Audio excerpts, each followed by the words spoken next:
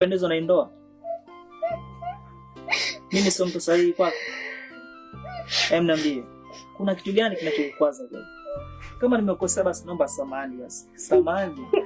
Samahani kwa kama mimi nimekosea.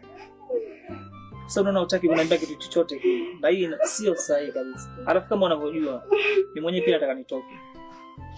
Lakini kama kuna kitu nimekukwaza basi samahani sana.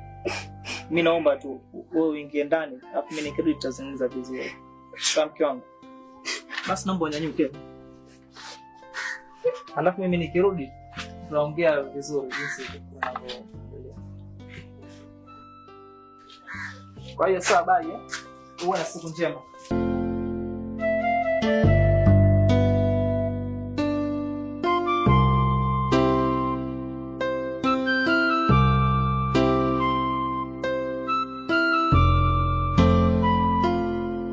Mambo vipi kaka?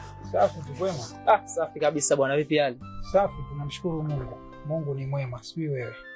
Bwana mimi pia niko poa, lakini nimeona shida sana kukupigia simu. Hali niliyokuta kule nyumbani kidogo hayajaniridhisha. Kwa hiyo mbona bora nikufuatie kwa sababu wewe ni mwenyeji wangu.